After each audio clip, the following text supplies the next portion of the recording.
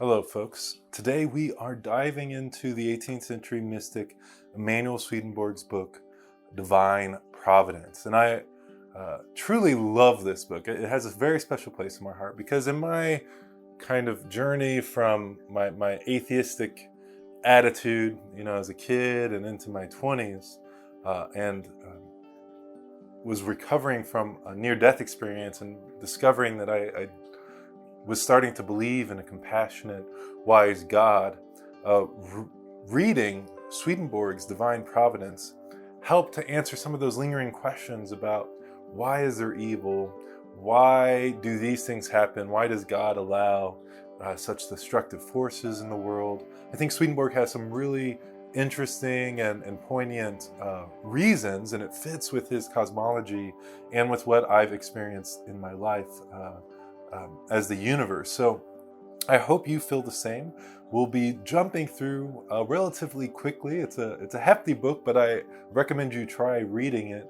You can download it for free at Swedenborgiancommunity.org. Thanks to our friends at the Swedenborg Foundation. I'm on the board with them.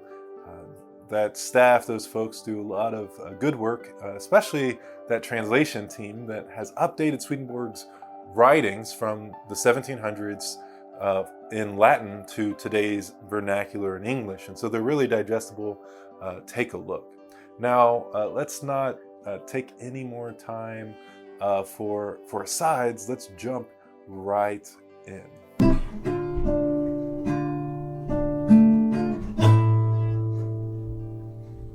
So our first section in Divine Providence is how Divine Providence is the form of government exercised by God's divine love and wisdom, or the Lord, as Swedenborg calls divinity. Now, I should preface this by saying that Swedenborg believed in a God that spoke to many people across many different cultures, especially in our hearts, and that there are many types of people in heaven, many types of cultures, ideas about divinity. Now, in heaven, folks there have kind of clarified certain key concepts, and so that helps them grow closer to the Lord. But each group, cultural group, tends to carry forward its spiritual practices, some of its ideas, and that diversity in heaven actually helps to increase the perfection of it, because all those good things in culture and embodiments and spirituality and so forth are from God. And so everything in heaven is from God. And the more variety you have there, the more of God is present in heaven. So he says that divine providence is the government, the form of government exercised by God's divine love and wisdom. And if you have followed along our 201 classes, you'll know that Swedenborg believed God was divine love and wisdom, that wisdom is the form of love. It's kind of like, you have a desire to do something, to be something, but you have to know how to embody it, to do it. And then the third, which is unsaid here, is that actually working in the world. And of course, we see God's divine love and wisdom working all around us.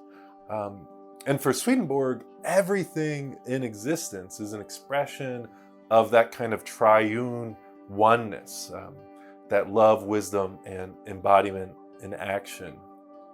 And each of us, what truly makes us human is our receptivity of God's divine love and wisdom.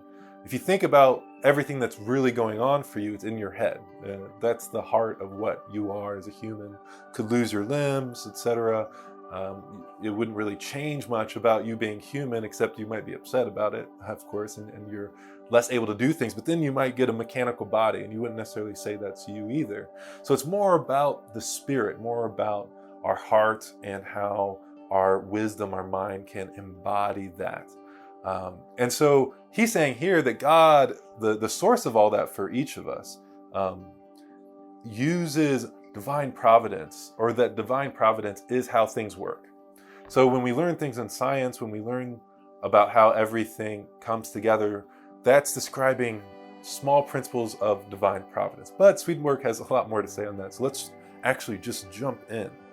He says to understand what divine providence is, that it is the way the Lord's divine love and wisdom governs us, it is important to be aware of the following things, which were presented in my book on the subject. In the Lord, divine love is a property of divine wisdom, and divine wisdom is a property of divine love. So they're properties of each other, love and wisdom are. Further, he says, divine love and wisdom cannot fail to be and to be manifested in others that it has created. So that divinity, that divine love and wisdom is manifest in us. And so I really think this point should be driven home because, as the Bible says, as many ancient scriptures say, we are actually one in divinity. We're one in God. And Swedenborg is expressing what that oneness is. It's in our love and wisdom. Now, we're distinguishably apart. And of course, Swedenborg writes that all distance is an appearance, especially in the spiritual world, but also in the material world. Distance is an appearance. The reality is that we're all sourced in God, and that there is no such thing as spiritual distance because God is infinite. Everything is from and in God, so to speak, except destructiveness, hellishness, selfishness is a nothingness because it's transient. It has no eternal value, has no eternal presence. It's based in delusion, it's based in falsity, so it actually doesn't exist. So that's not in God because that's nothingness in the truest sense of the word. So let's continue on. I think he's going to paint a good picture to kind of layer some of his deeper concepts about divine providence here. He says everything in the universe was created by divine love and wisdom, and that everything in the created universe is a vessel of divine love and wisdom. So it's not just humanity, it's everything. The Lord looks like the sun to angels. Its radiating warmth is love, and its radiating light is wisdom. Now note here that he also talks about the Lord appearing in the societies in heaven like a really beautiful person from that culture. It's like in the spiritual world, people who have passed, aliens who have passed, are angels in heaven. That's where angels come from, according to Swedenborg. He's like, they're just people who've died and gone to heaven. That's what angels are. And the Lord, because God is the source of our love and wisdom, our spiritual warmth and light, appears as a spiritual sun, but also shows up in our society to talk, to share, and is also, of course, expressed through each of us, especially in our angelic state. But he's noting very prominently that spiritual sun is the Lord appearing to angels. The divine love and wisdom that emanate from the Lord constitute a single whole. The Lord from eternity, who is Jehovah, created the universe and everything in it from himself and not from nothing. These propositions may be found in the work entitled Angelic Wisdom about divine love and wisdom. Further, if we put these propositions together, that with what I said about creation in that work, it shows that the way the Lord's divine love and wisdom look after us is what we call divine providence. Now, that light turned off while I was speaking, so maybe that's a sign, right? That we should pause right there and reflect on this so we can be illuminated a little bit. This light here helps to grow my sprouts and other plants we have around. Similar lights do the same. And I think it's a good analogy for the root of what he's saying, that God is inherent in everything. So, sometimes we say, well, why doesn't God show up and do all these miracles or all these things that seem to be against the grain of what we've seen so far to prove to us that God exists? Swedenborg would say it's because God is inherent in the process itself. Everything has an order to it. God shines light and warmth and wants us to grow organically, so to speak, because God's providence is in nature. God isn't divorced from how things work. And so, to the extent we're willing to turn to the light of God, to the warmth of God within, and not close ourselves off to the reality of higher wisdom, higher love, and the unity that is calling to us, that we should uplift other people, that we should love them as ourselves, as Christ said, love our enemies as ourselves. To the extent we open ourselves up to that, we can grow spiritually. And according to Swedenborg, that lasts to eternity. Now, it's interesting because through the rest of this section of the book, he talks about how all these different processes in creation are at the root of divine providence, and that goodness and truth are expressed in every little detail in creation. And so even evil things, even hurtful things, have their use.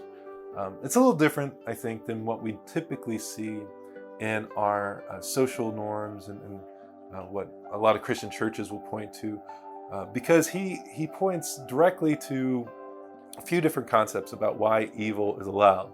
And that is that human freedom, human free will, allows us to be receptacles of light in our own way, to grow into the plant that we were meant to be, that our heart's rooted in, instead of just automatons, that follow God's rules. And funny enough, that's often our idea of angels, and Swedenborg, of course, doesn't dig that idea of angels in his experience. And so that free will, that ability to turn away, to misuse our goodness and truth, our strength, our wisdom, our love, for hurtful things, things that are selfish, delusioned ideas about how we are separate from others, and that we deserve better, that we want more than others. Whereas in reality, serving ourselves in such a selfish light hurts us. It actually disconnects us in our feeling sense, but not truly, from others, and removes us from the bliss and love inherent at our core. It removes our outer minds. So we're still rooted in divinity. That's why hell continues to exist, according to Swedenborg, under the Lord's management. We're still connected to God at our deep core, because that's the spark of life, that's the spark of love that gives rise to everything. But in that delusion state, we seem very far away. So hell seems far away from heaven, and we think we love it. So those in hell, according to Swedenborg, love their hell. I mean, I think we can kind of relate on personal levels today that sometimes we love our hell. We sometimes know that it's not serving us, know that our addictions aren't doing the things that we would truly hope, which is to find fulfillment, to find all those kind of blissed out terms.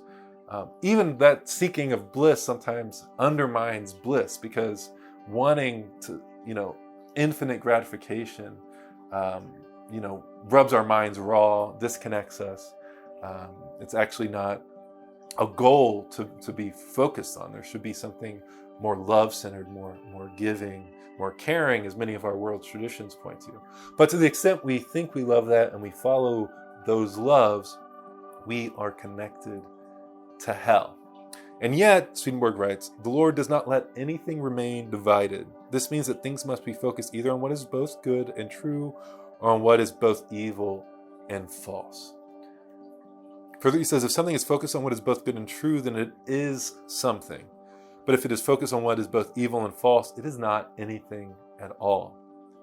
The Lord's divine providence works things out so that what is both evil and false promotes balance, evaluation, and purification, which means that it promotes the union of what is good and true in others. So not only is it allowed because of free will, and that allows human beings to exist, allows heaven to grow, but evil is also allowed because it invites people to evaluate what's going on, say, okay, I'm not as interested in that, maybe there's something better to be had, kind of pulls us towards goodness, or at least it can, and allows for purification. He says in other works that, the evil in the world draws other evils to it, and that actually helps to get rid of it eventually. So it allows for purification, and that it just generally promotes the union of what is good and true in others. And I think if we reflect on it, we'd see that to be true. But we don't have to very much, because he explores it quite thoroughly in this work. So first, he dives into the first premise that he wants to kind of flesh out for us, so that we start to get to understand the roots of what divine providence is. And that is, the universe as a whole and in every detail was created out of divine love by means of divine wisdom. And this comes up a lot in Swedenborg's work, so I do want to sit on it for a moment and reflect on his words here. He says, as I explained in that other book, Divine Love and Wisdom, that the Lord from eternity, who is Jehovah, is essentially divine love and wisdom, and that he himself created the universe and everything in it out of himself. It then follows that the universe and everything in it was created out of divine love by means of divine wisdom. I also explained in that work that love cannot do anything apart from wisdom, and that wisdom cannot do anything apart from love. Love without wisdom, or our volition apart from our discernment, cannot think anything. It cannot actually see, feel, or say anything. This means that love apart from wisdom, or our volition apart from our discernment, cannot do anything. And I think the new translation, the newest one that's coming out, actually changes some of those words back to what they used to be, which is will and understanding instead of volition and discernment. And so will and understanding, volition and discernment, we can't get anything done. We can't even reflect on our love without some wisdom. We can't evaluate our love. It has no embodiment without some type of thought process, without some type of structure, whether in the spiritual world, whether in our minds, and also in action eventually, hopefully, right? And so he's just, pointing out that unifying wholeness despite the distinguishableness of those terms. He says, by the same token, wisdom apart from love cannot think anything, see or sense anything, or even say anything. This means that wisdom apart from love cannot do anything. If you take the love away, there is no longer any intention, so there is no action. If this is how things work for us when we do something, it was all the more true of the God who is love itself, wisdom itself, when he created and made the universe and everything in it. What's funny enough, I think we see an image of this dynamic in the physical world. So if you look at an atom, for example, you have kind of the heart of it, the neutron that wants to give rise, or gives rise to another neutral entity by taking on an electron and protons. And that nullifies, so it creates a bigger version, a more expressed version of the neutrality of the neutron. And the neutron's at the core with the proton, with the positive impulse. And the negative impulse is the more outward one that actually helps the thing to grow. And so we see an image of a lot of the different aspects of creation already described. You could relate it to heaven and hell as well, I think. That negative impulse, that destructiveness, is kind of on the periphery, and in a way it helps things to grow because it gives some discernment in what the whole thing's about. It builds up further the connectedness. It brings things together, hopefully nullifying the evil or the negative impulse on that specific realm, creating a molecule that has its own kind of more complex negative impulse on the outskirts, and so on and so on. Well, whether or not that actually relates, I think it's interesting to think about. And I think we also see more details in quantum physics that relate, because in quantum physics, we know that every single particle, every material thing has this kind of wave state, this probability state that isn't actually solid matter as we like to think about it. And then it solidifies down into an interaction when it meets something else or receives energy. So all that to say, in a way, every single particle is in a state of love. It's like, oh, I can do all these different things. What should I do? That probability state of all the things it can do. And then when something comes along that it actually wants to do or chooses, so to speak, it solidifies in the moment. And then it goes back to a probability state of kind of like a mind or a heart of, oh, these are the things I like to do, but I like this one more. So this has higher probability, this, and so on, and this one's available, and so on. It seems like a very interesting correlation. It seems very much on par with what Swedenborg's saying is at the root of all creation. So funny enough, our science is caught up with this 18th century mystic. So I think that lays some healthy groundwork for an exploration of divine providence in each of our lives. Because I think often when we're told, well, it's all part of a plan and that we should just trust in God, there's so many, plot holes, so to speak, or at least what we think may be plot holes, that falls on deaf ears. It's like, what are you talking about? Everything's part of a plan. Look at how people are suffering.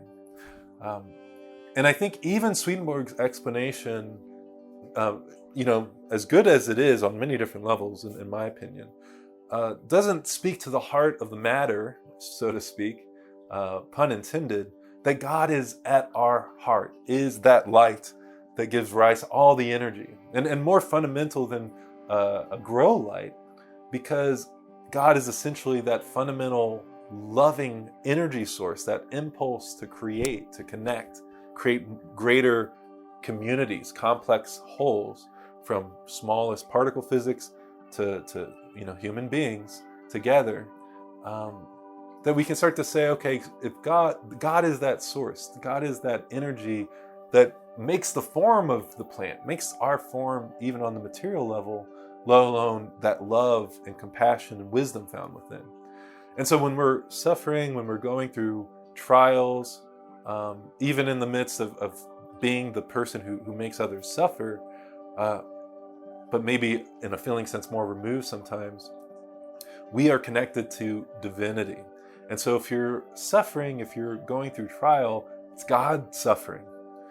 That awareness, that light of awareness is from God. It's connected to divinity. God is the source of all those gifts. You can't say to have that of yourself. Even from a purely atheistic point of view, you get your genes from your family, get the material from the world.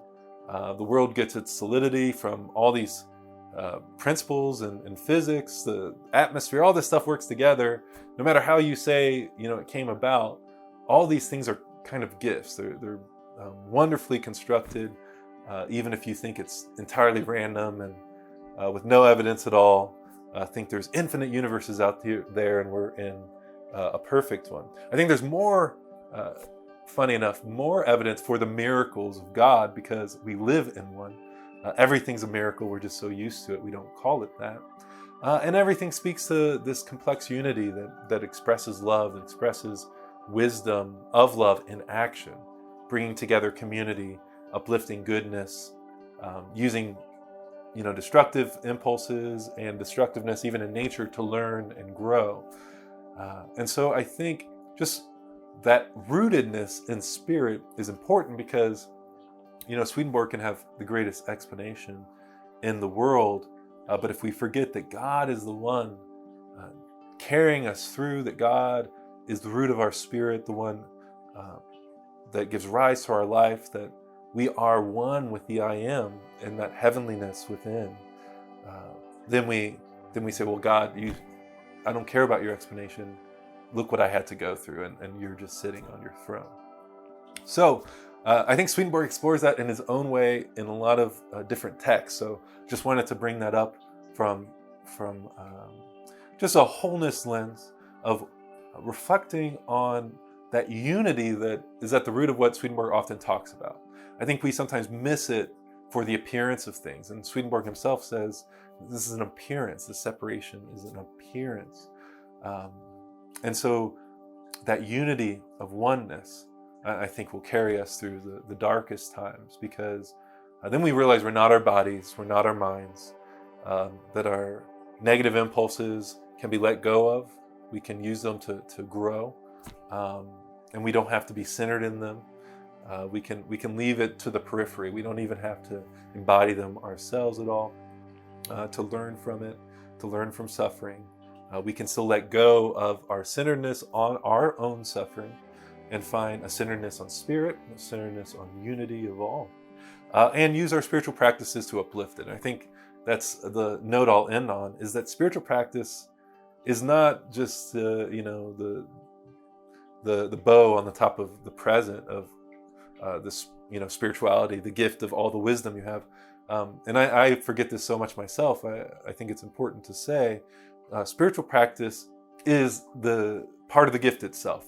It helps the gift to have form. It helps us to kind of recenter away from our selfish ideas or judgments towards other people as if they're separate from us, our judgments and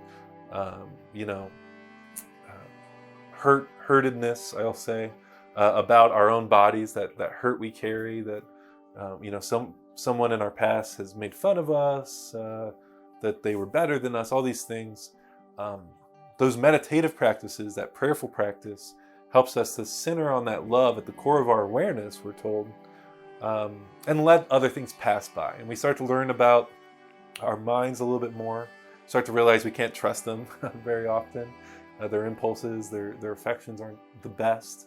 And actually centers us in that broader scope of love and wisdom at the root of our hearts a little bit more, so that we come back to that state even when we have those moments of seeming disconnection.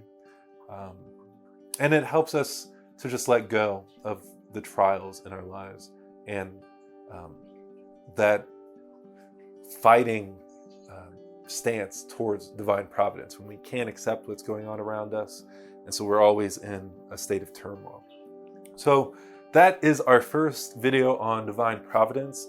The next couple will be jumping through the text a lot more, flying through Swedenborg's book on divine providence, and I hope it spoke to you. I hope even if you disagree with some of our concepts here, my thoughts, Swedenborg's thoughts, that it's uplifted reflection in you, that you might start to wonder, what am I truly? Where does this awareness come from? Where does this love come from? That light of peace that shines into our minds, instead of identifying more with our false mindsets, our delusional, divisional thinking, and finding ourselves kind of rolling with the punches a little bit more and flowing with divine providence. All right. Go forth knowing you are quite loved.